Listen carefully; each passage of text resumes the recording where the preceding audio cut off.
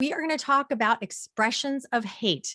I think a lot of people just think about old Asian ladies being knocked in the face, which is daily and normal, but there are all sorts of other expressions of hate that we need to recognize because it is a community, it is our neighborhood, it is not a police situation. So this is in California, Asian flu.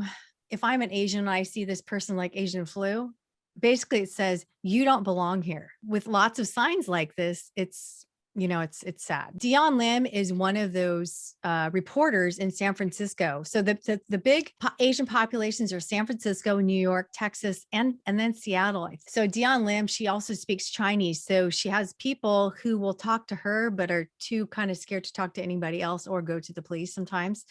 So this is just a construction sign and it says start Asian hate. So if that happens, if that's me, I'm like, is anybody watching me? Is that person going to follow me home? Is anything else going to happen? And when you start to see a sign here and a sign here and a sign here, not safe. This is a sign, a store sign that says refuse admittance to any Chinese communists. In Seattle, our international district, there was white nationalist stickers on the different pillars. Also instances, and you're going through the drive-through and then this is for Ching Chong or, some sort of racist thing like that. Would you want to eat the food that you just bought that has Ching Chong on it? Because did they spit in it?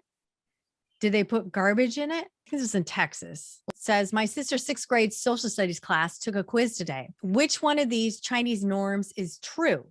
A, it's normal for China to cut off someone's lips if they burp. B, it's normal in parts of China to get children 50 lashes if they steal a piece of candy. C, it's normal in parts of China to eat cats and dogs. So how great is that? This is modern day. By the way, this is something where you could help. There was a petition, and I'll share with you how that petition works. It takes about 15 seconds, and you could be part of that petition to make that stop. And it was remedied, and it was very easy. It didn't take much effort. This is in Florida, where this is an Asian board member. She was being called a communist because they're supposed to wear masks. And, looking at this video, people were yelling and everything. It's sick. This was a physical letter sent to a widow of an Asian who was just killed in a hate crime. Now that Byung is gone, it's one less Asian we have to put up with. Watch out and pack your bags and go back to your country where you belong. Can you imagine you just lost your husband and now somebody is celebrating it?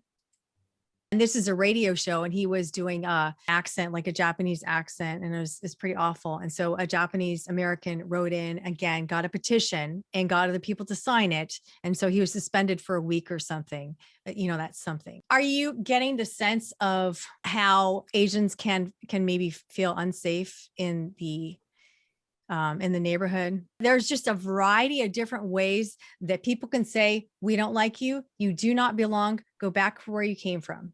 And when you continue to see signs of this, then it starts to feel unsafe. And then all the local things that I just shared with you with my aunt, et cetera, in my personal experience, no, I don't feel safe.